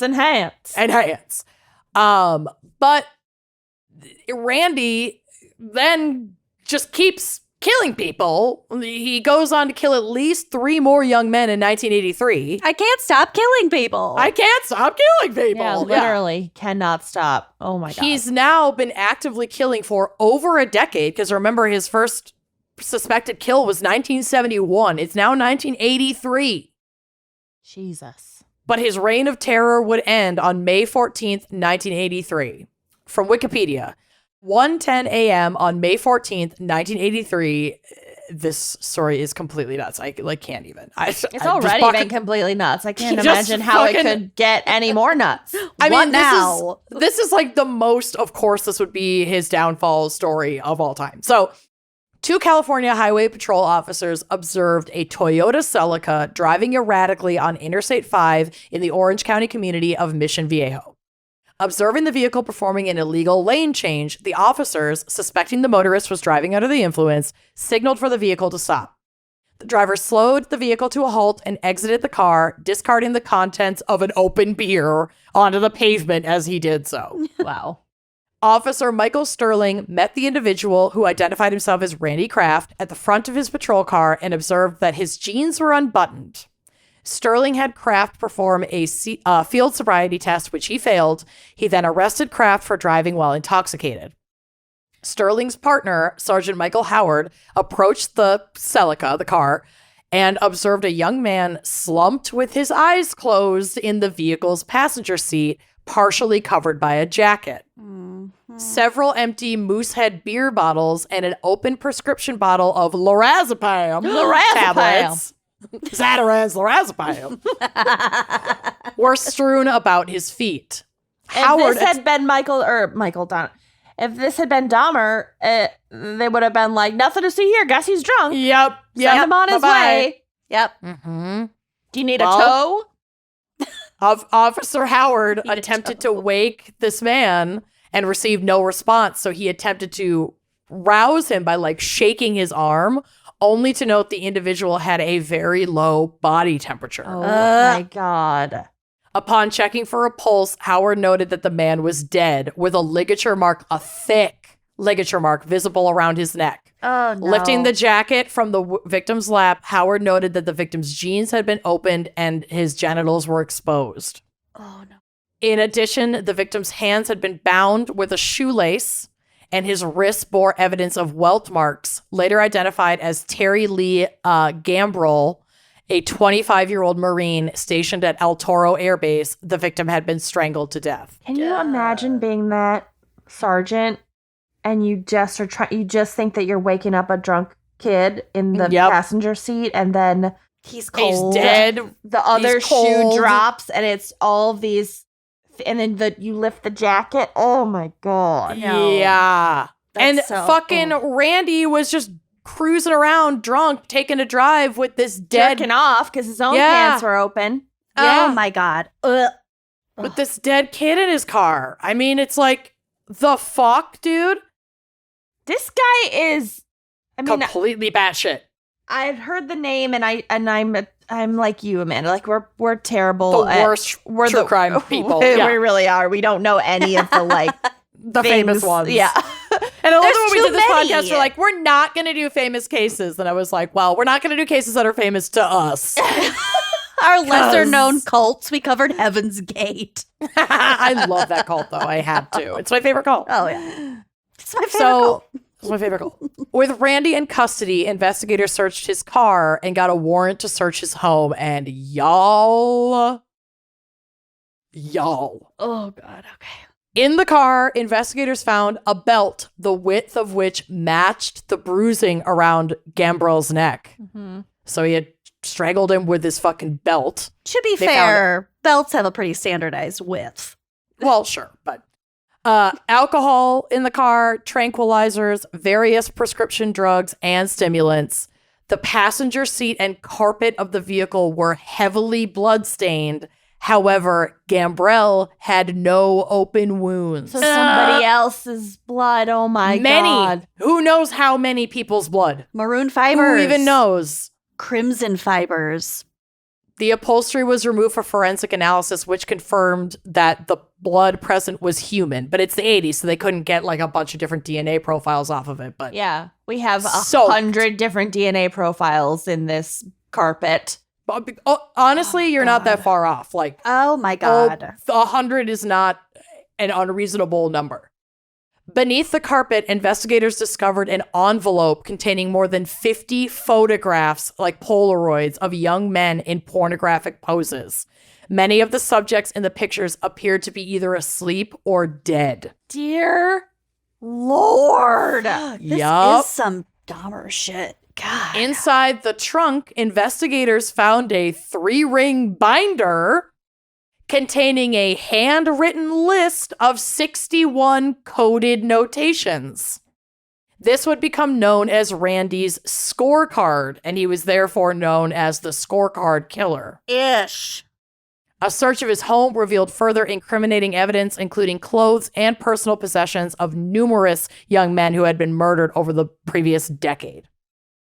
Randy's scorecard contained, as we said, 61 entries with cryptic notes such as angel, hoth off head. What the fuck What does that mean? No idea. Dog, deodorant, skates, diabetic, Oh. Portland head. So I think that maybe Hoth and Portland Hawthorne. were two areas, and off or head meant that he may have decapitated them So because he did mutilate Oh, God. some Hawthorne. of his. Didn't we do a show at the Hawthorne in Portland? Yeah, I don't know. I don't remember. And I don't what it know was if that's a called. Portland person, but one was I'm making Portland head. connections to freak easily. myself out. The one I found the creepiest of these entries, and all of there's a photo of a page out of this binder on the drive, and then there's also on the drive, folks had made a Excel spreadsheet of the entries, and kind of it was used as an investigative tool. Some were able to be identified and directly connected, but you can more legibly read Right. what all of these entries were, and one of them just says, "What you got." Was the entry. So fucking creepy. I hate it. So Yeah. these are just totally for himself to just Yep. remember and relive. Yep. Yep. And I did not put any of these photos on the drive because it's Thank unclear who was asleep and who was dead. But if you Google this fucking I guy, have no desire to see that. no, some of those pictures are out there. It's really, really fucking creepy. Oh my God. Of the 61 entries, a handful were multiple homicides. There were instances where he would pick up or engage in sexual contact with multiple partners and then kill Did he both have of a them. gun, or was he drugging everybody? Sometimes he had a subduing gun. Then okay. Sometimes he had a gun. Sometimes it was just lured with drugs and alcohol. They're partying together. And then he just overpower them. He's not that big of a dude, No, That's but why he if drugged them. right? the drugs were right, a lot. right, He was knocking them the fuck out. right. He didn't shoot any of his victims, though. That would have just been He- No, I think he did. I think Oh. two of them he did shoot, but Oh, okay. his most common MO was strangulation. Right. to make it last so he could Probably. That's fuck very with sexual in nature. Very sexual in nature, Yeah. as we know. Of the 61 entries, a handful were multiple homicides, which brought Randy's suspected victim count up to at least 68 young men. Oh my God. On May 16th, 1983, Kraft was formally charged with the murder of Gambrell, that boy that 25-year-old kid they found in the front seat. By September 8th, investigators had interviewed over 700 witnesses and gathered more than 250 physical exhibits, which pointed toward Kraft's guilt in a further 15 homicides committed between December 1972 and February 1983. Oh my God. Almost a decade. Yep. He was, and his first suspected but not confirmed kill was in 1971. So it was over a decade at that point. They just couldn't get him Right. for everything that he did, but they got him for And enough. he was killing a bunch of people before he started his fucking scorecard. Yep. Probably was like, I gotta start writing this shit down. Yeah, I would imagine there are more that we don't know about. I feel like it's impossible that there aren't. Well, also because like you said, there's usually some kind of escalation, and this kind of came out of fucking nowhere. Yeah, it really leaves And you if he to traveled wonder. for work, and we know about 3 instances where he traveled for work and committed murders there. Yep. And he God only knows evidently where else. works really fucking fast. He got that one kid in 24 hours. 24 hours. Yep. Ugh. So he was formally charged with the 15 murders that he could be officially linked to with the evidentiary practices that we had at the time. Now, if we went back and looked and assessed DNA evidence, I would imagine he could be stacked with a whole lot more. He also got an addition of 2 counts of sodomy and 1 of emasculation, which I believe is Cutting the dick off. yeah. His trial lasted a total of 13 months, not because it took so long to deliberate, but because there were so many witnesses and so many exhibits of evidence to present. There were over 1,000 exhibits presented to the court. At some point, the jury should just be able to be like, You're done. Yes. Guilty. Yeah. But it is, to this day, the most expensive trial in Orange County history. And Randy was sentenced to death in August of 1989 and remains on death row in San Quentin to this day. So he's still alive. He's still alive. Ooh. Yep. Mm-hmm. Imagine being Yeah. his like cellmate. No. When you're on death row, I don't know if you have an in-cell cellmate. Probably Yeah. not, because then I think they'd they're really usually have nothing to lose. That'd solo, be very but I don't know. dangerous. I don't fucking know. Wow. Well, I'm glad that. Right. That's over. Isn't that now. fucking nuts? God. I had no idea. I had no idea that somebody. I did not this- know the details. No. No, No. I like you. I'd heard this name before, but then as I was reading, I was like, "The fuck." Anyway, that's my case. Thanks, Anon. Thanks, QAnon. Oh You my fucking God. ruined my day. Now I really need to shower. Oh yeah, I we're going to get don't spray know tans. if I can now. That was a lot. Deodorant, diabetic. What you got? What you got? Yeah, Skates. tag yourself. Tag yourself. I'm definitely You're diabetic. diabetic. I'm probably what you got. You know, okay, I have a theory about what you got. Okay, what is it? It's the title of a song, and it is the song about it's the song to which he dismembered that victim. Maybe. Could Mhm. be. That's my a good theory. theory. All right. Well, listeners, send in your theories as well. Well, thank you, Anonymous, and shout out to Abolition Now OC. Go follow them. Wow. Yeah. Something in the water. Bye-bye. Fuck. The fluoride. Bye-bye. See you next week. Ugh.